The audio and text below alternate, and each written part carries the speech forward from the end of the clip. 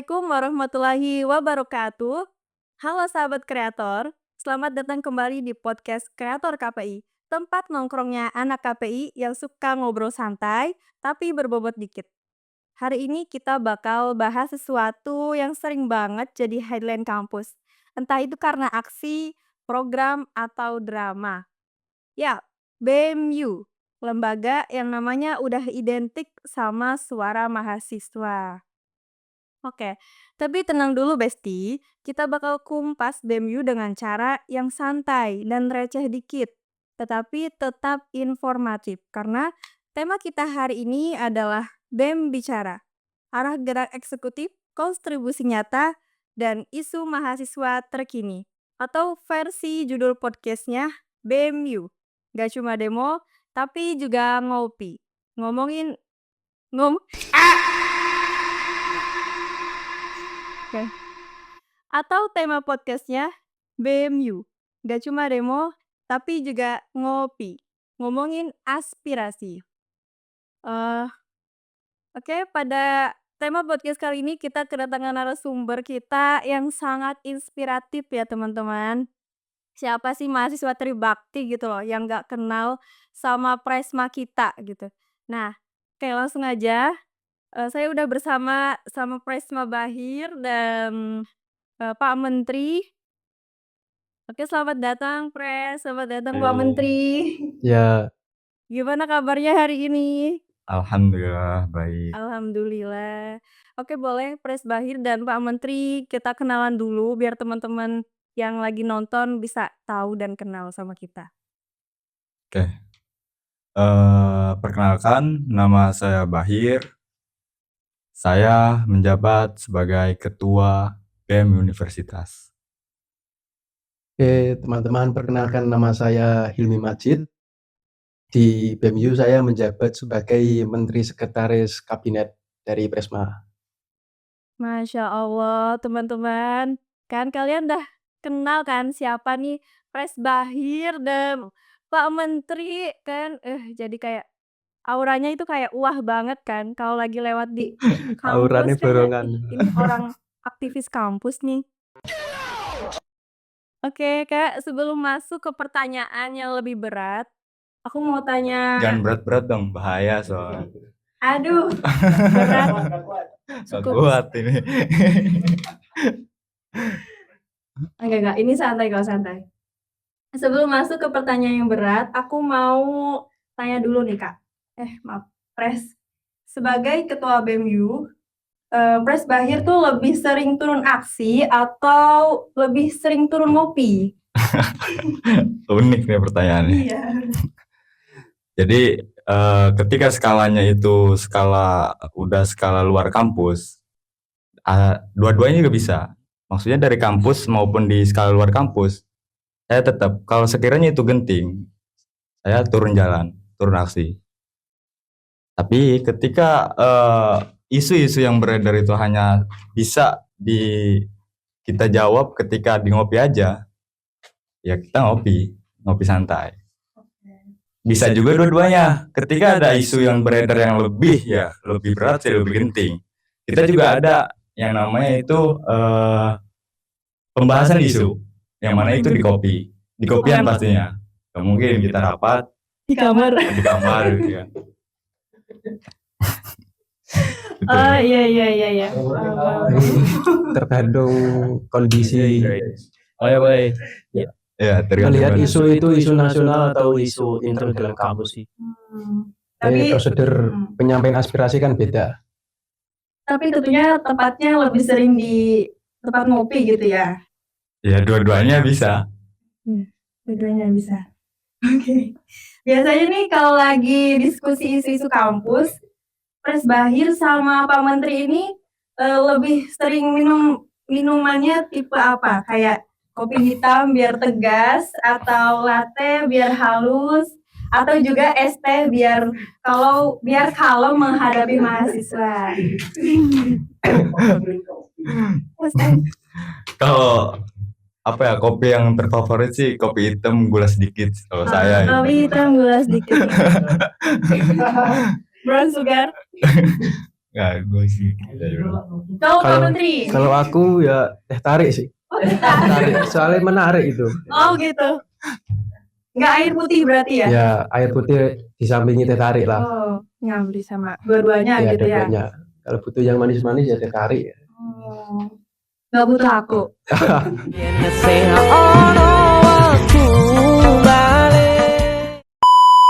Oke, tadi ngobrolin masalah minuman. Kali ini aku mau lanjut ke pembahasan ya kak ya. Sorry. Pres, gue ngomongnya masih kaku gini.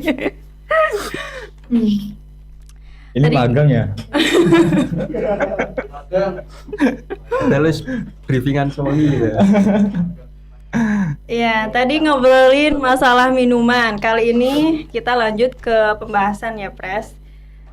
Aku mau nanya nih, Pres. Sebenarnya BEMU tuh apa sih? Kayak kalian tuh job case-nya apa gitu? Mm-mm. Selain diisukan sering demo. Ya. Isu dari mana itu? Kalau bicara BMU ya, Ya. kita itu lembaga representasi politiknya mahasiswa. Hmm. Kita itu representasi pengawalan kebijakan yang berpihak itu ke mahasiswa, bukan politik praktis ya.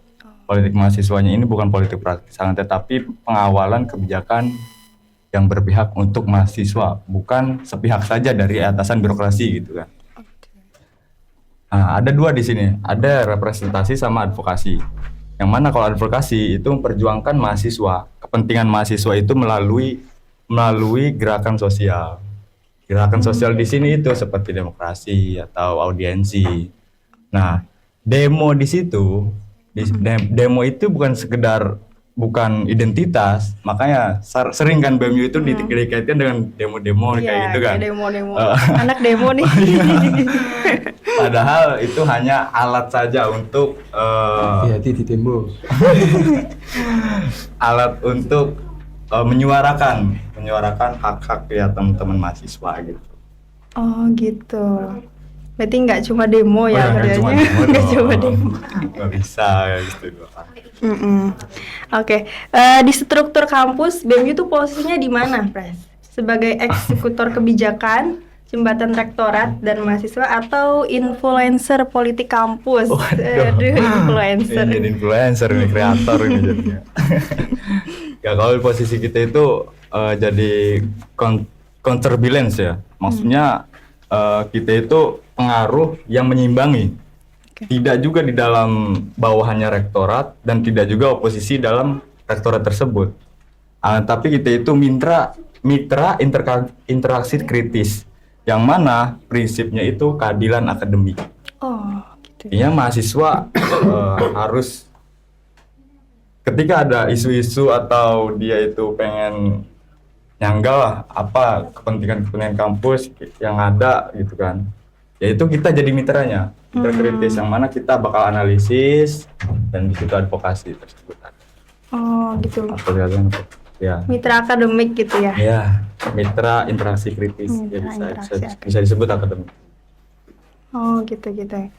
Terus kalau buat mahasiswa baru nih, Pres, gimana cara ngejelasin BEMU biar mereka tuh langsung ngeh gitu? Ada analogi unik. Kan biasanya kayak mahasiswa baru kan taunya cuma BEM fakultas gitu kan. Nah, apa sih? Ternyata ada BEMU juga gitu di universitas. Boleh deh, Pres, coba gini. jelasin. Kampus itu sebagai negara kecil. Iya.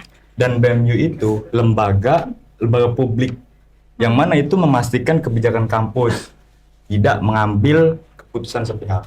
Nah, contoh analogi yang ininya itu kos-kosan besar ya. Contohnya itu kos-kosan besar yang mana itu ada ketika ada kebijakan di malam hari. Nah, dari punya kos tersebut. Nah, BEMU itu di sini memastikan siapa ini yang ngobrol di sini, yang suara kenceng ini siapa di sini, siapa yang ngambil regulasi ini, dan di situ kita riset advokasi dan analisis apa kebijakannya ini. Kebijakan ini sepihak atau apa semua mahasiswa bisa ini gitu kan, bisa refleksi gitu kan, kayak gitu sih. Oke, berarti atasannya gitu ya? Atasan apa? Atasannya kayak kan tadi apa tadi kan kalau diibaratkan sama kosan besar itu kan. Ah, Nah, dia yang tahu aturannya gitu loh. enggak juga. Oh, enggak juga. Maksudnya ketika ada kan di sini antara bawahannya dari yang punya kos juga enggak, dan kita juga oposisi juga enggak gitu. Oke. Maksudnya bagiannya itu di tengah-tengah gitu loh. Ketika ada kebijakan-kebijakan yang sepihak atau gimana, kita analisis advokasi Oke. kayak gitu. Berarti di tengah gitu ya. Ya di ininya? tengah Oke. modelannya. Tapi tidak oposisi juga gitu maksudnya. Oke. Oh ya, aku paham. Berarti nggak oposisi ya guys. Di tengah itunya. Di tengah. Letaknya itu di Moderat. tengah gitu. Berat. Oke. Kalau bicara tentang visi misi besar, apa 3 kata yang paling menggambarkan BMU di periode ini, Pres? Atau boleh dijawab sama Pak Menteri? Press dulu. Oke, Pres dulu. 3 kata ya. Ya, 3 kata. Visi Di misi sini besar. ada sih. Ada yang namanya moto ya. Motonya itu apa ya? Wait.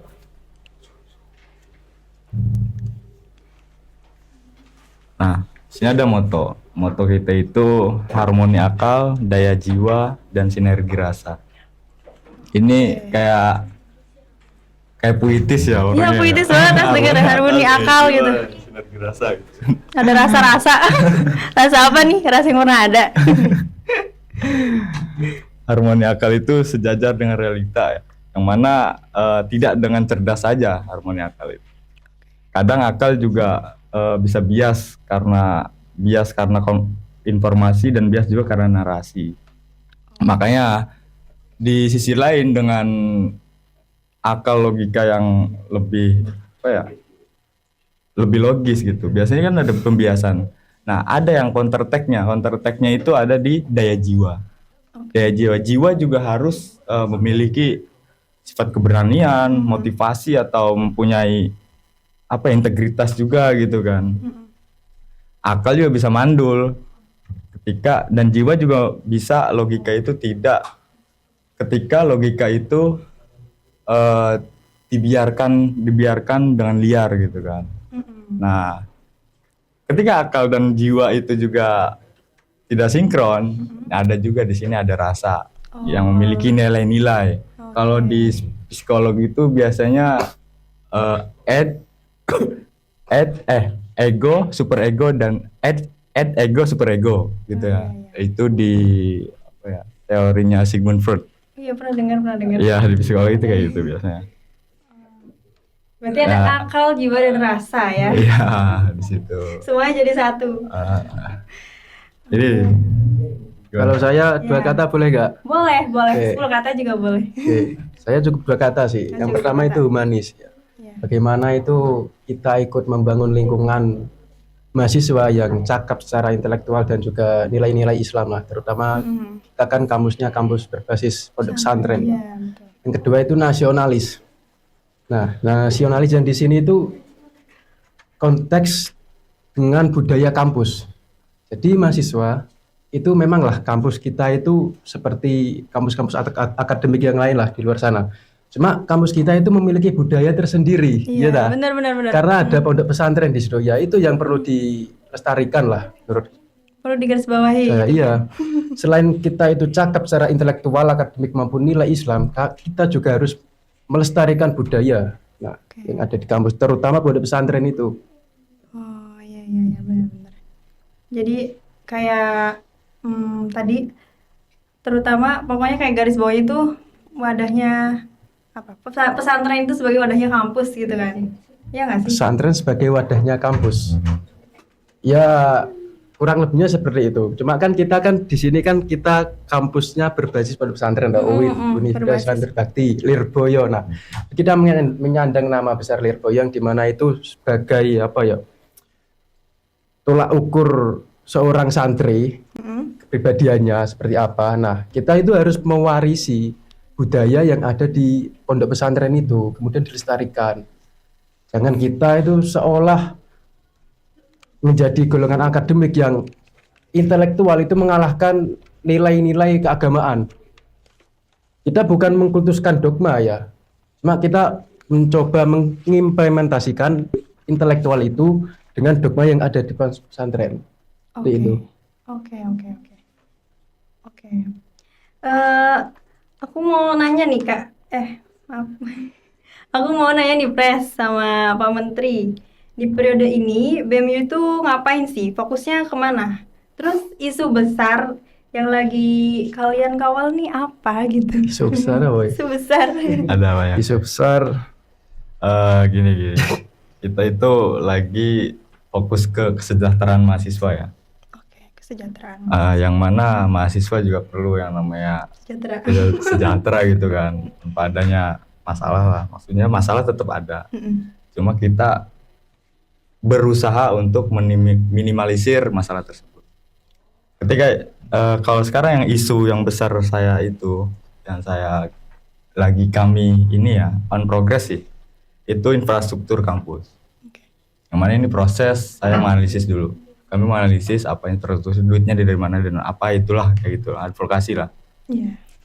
Nah, yang sudah berjalan itu alhamdulillahnya di sertifikat PBAK yang banyak banget itu di kantor, sertifikat PBAK nggak diambil-ambil sama proyek mahasiswa. besar. Proyek besar jadinya. Nggak butuh kayaknya. Jadi beberapa periode itu menumpuk di Iya. kantor.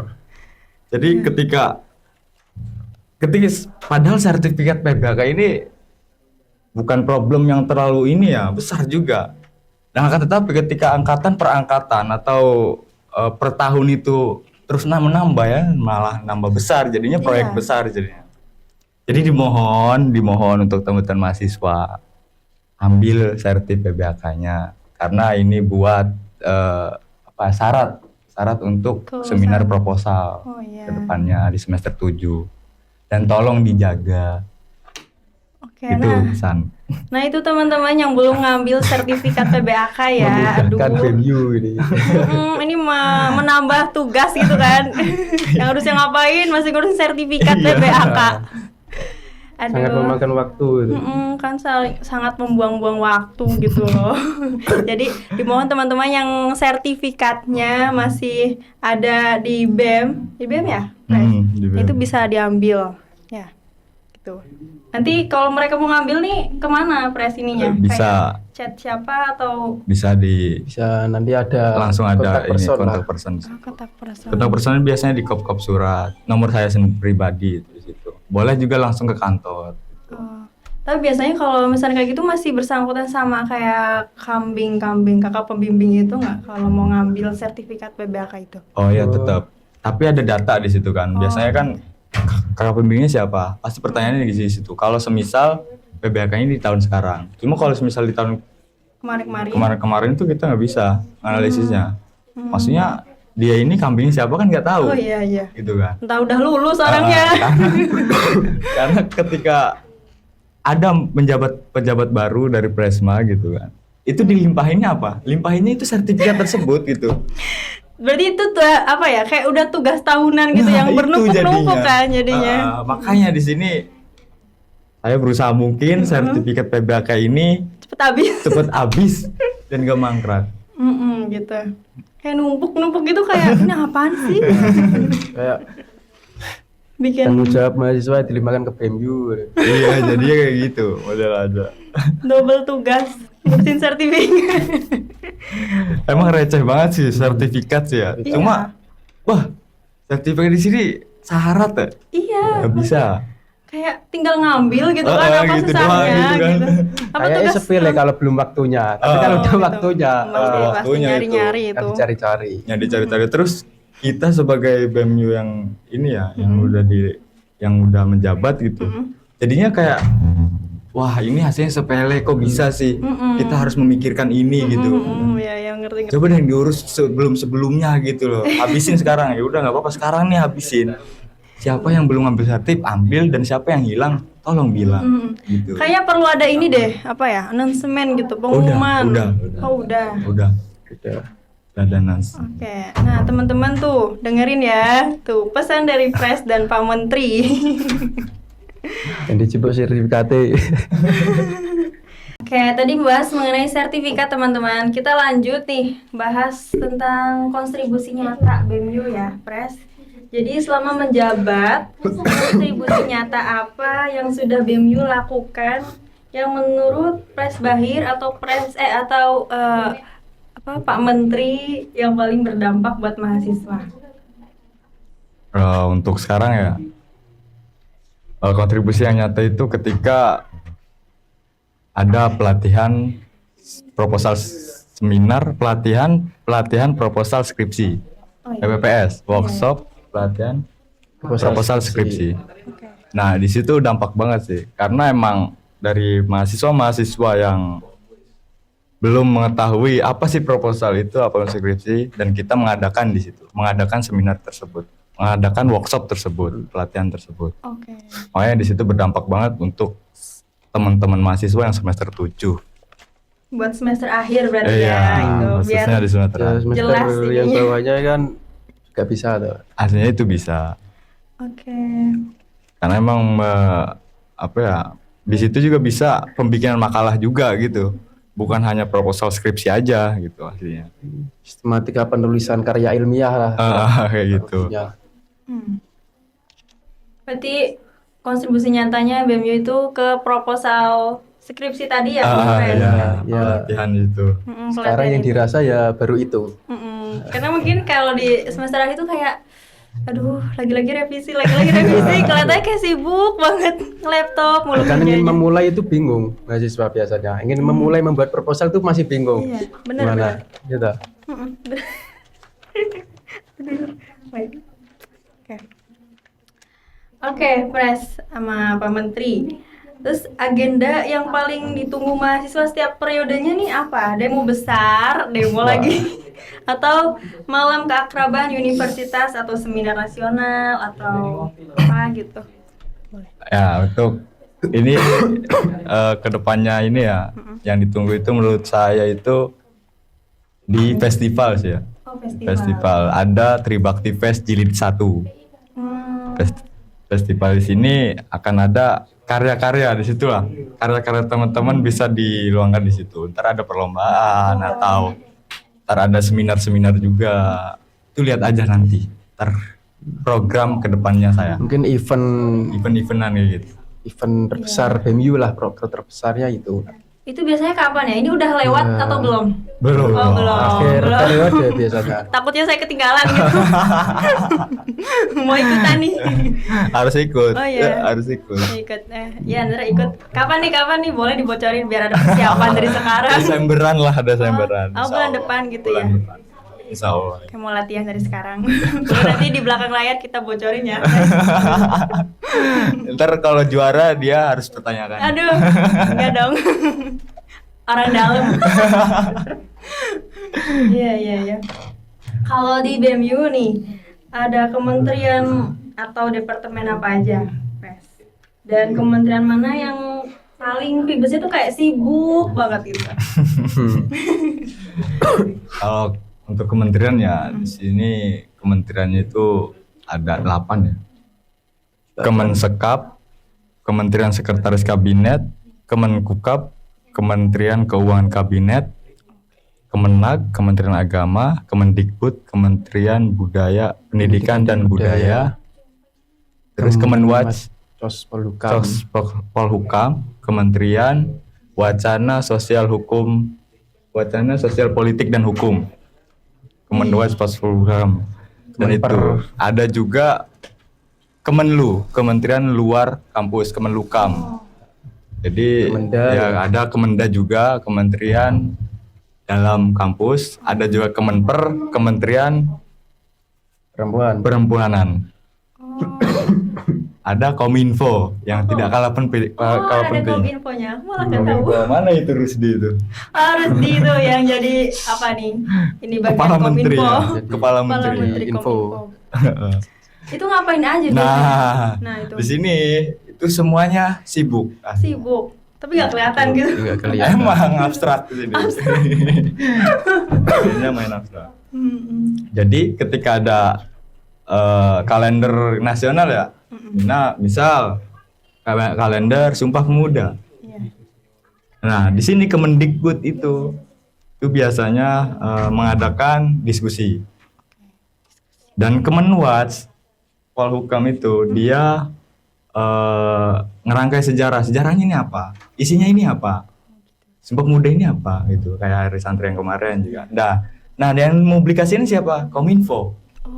Jadi antar menteri itu Saling ada kesinambungan lah. berkenambungan.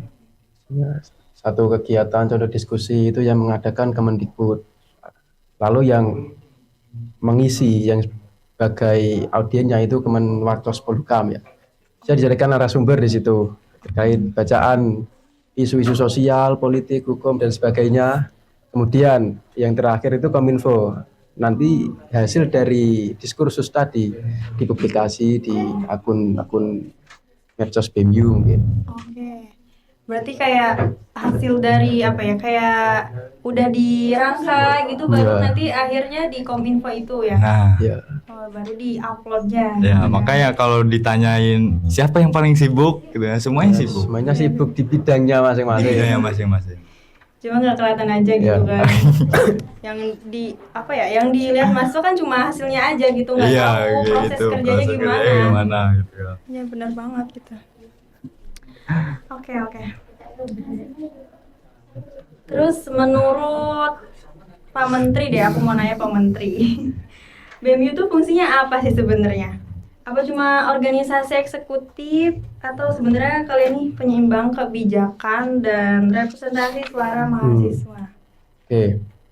Kalau BEMU menurut saya sih ya bisa menjadi multidimensi ya. Iya, multidimensi. Yang pertama itu BEMU juga menjadi pelengkap birokrasi kampus lah. Itu. Pelengkap. Selain dari itu, BEMU itu ya saya melihat status BEMU di sini teringat seperti makola Ki Hajar Dewantara. Ing ngarso sing tulodo, ing marjo mangun karso tuturi handayani. Oh Nah, iya, tahu. di sini posisi BEMU itu di ing marjo mangun karso. Nah, di tengah memberi motivasi atau semangat di situ. Karena dia sifatnya sebagai penyalur aspirasi dari mahasiswa. Nah, di sini BEMU menjadi katalisator kurang lebihnya. Katalisator itu orang yang memicu pemikiran kritis dari mahasiswa, tapi tidak semena-mena terikut arus di situ di dalamnya. Katalisator, dia cuma menjadi stimulus dari mahasiswa ini. Nah, BEMU di dalam katalisator itu diarahkan dalam apa? Ketika kita melihat apa ya birokrasi kampus lah, kebijakan pimpinan yang tidak sesuai dengan mahasiswa, BEMU itu diarahkan menjadi pemuncul dari sintesis tadi. Anggap saja tesis itu apa ya kebijakan yang datangnya dari pimpinan entah rektorat, dekanat atau dan yang lain-lain lah. Nah, kemudian antitesis ini dari kepentingan mahasiswa. Nah, itu bertolak belakang. BEMU di situ muncul sehingga memunculkan sintesis dari kedua faktor tersebut. Nah, sifatnya yang di tengah-tengah tadi, kemudian BEMU selain jadi katalisator itu menjadi fasilitator terkait apa yang dibutuhkan oleh mahasiswa sarana prasarana itu di bawah naungan bidangnya BEMU. Kan ada banyak kementerian di BEMU itu. Nah, itu membidangi sesuai apa ya? Bahasan di kementerian itu. Ketika perempuan itu dia mengapa ya? Membidangi bagian perempuan khusus karena ada kan perempuan itu ada bahasa yang tidak semua laki-laki itu harus dengar kayak pembahasan tersendiri lah. Iya. Nah, maka di situ kita membuat wadah baru seperti Kemenpar di situ. Oke. Disesuai minat bakat mahasiswa itu disesuaikan dengan kementerian yang ada di BEMU. Itu. Oke, tadi ininya berarti multifungsi gitu ya? Ya. Analoginya gitu Iya. sih ya. Analoginya ketika kampus ini kenceng banget nih, ngegas kenceng ke arah yang salah atau gimana gitu kan. Kita itu menjadi rem tangannya. Jadi rem tangannya itu bentuk advokasi kita. Atau kita jadi klaksonnya. Ketika kebijakan itu hanya sepihak saja. Klakson di sini itu representasi. Pokoknya jadi rem tangan gitu ya? Rem biar- tangan dan klakson. Rem tangan Intinya dan kampus harus balance, stabil, balance. Makanya ada di situ counter balance itu. Biar bisa diimbangin Nah, gitu kan. BEM Biar juga sesuai ininya. harus memiliki apa ya, bargaining power, nilai tawar kepada pimpinan utamanya. BEM itu entah memiliki nilai tawar kepada mahasiswa atau pimpinan, BEM itu harus memiliki agar apa? Agar bisa apa ya, memasukkan stimulus tadi. Ketika ada kepentingan pimpinan yang tidak sejalan dengan kepentingan mahasiswa, BEM itu harus bisa memiliki nilai tawar di pimpinan tersebut. Dengan apa? Dengan membawa aspirasi dari mahasiswa tadi. Seperti itu. Jadi sifatnya BEM itu harus mempunyai bargaining power. Bargaining power. Oke. Tadi kalau kata Kak Bahir itu biar bisa nge-balance kan, Iya. kayak jalannya biar santai, bukan santai sih, kayak enjoy gitu kan. biar seimbang lah, Seimbang stabil. gitu, stabil. Oke. Dari sini aku udah ngerti deh dan paham ngerti apa sih fungsinya BMU itu kan gitu. Oke, aku sebelum masuk ke penutup deh, aku boleh deh tanya ke Kak Bahir dulu. Maaf, aku boleh tanya ke Pres Bahir.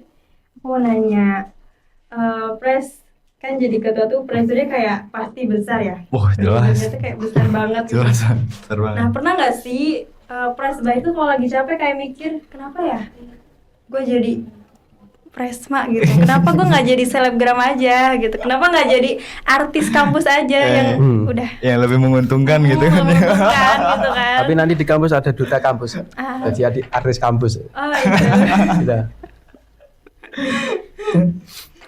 Ya, Gimana, Pres? emang kadang saya juga pernah berpikir kayak gitu ya, berpikir ya Tentunya. kenapa sih gitu kan, terpressure banget ini, seharusnya saya kayak gini gitu kan.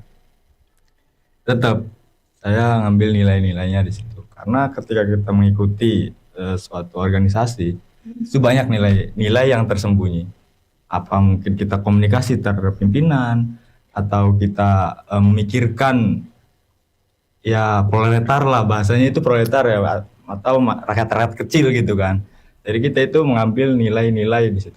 Ada nilai-nilai tersendiri di situ. Makanya saya ya nggak nyesel juga gitu mengikuti kayak gini atau menjadi ketua BEM tersebut. Tapi tetap di situ pressure antara atas, bawah, kanan, kiri, pojok, sudut kiri, nusa tenggara, apapun itulah. Itu pasti ada. Pasti ada. Kayak sebagai ketua BEM ya itu harus menganalisis tersendiri lah, mas dulu. Kadang ada kebijakan itu nggak harus saya langsung omongkan di situ di tempat itu langsung, enggak.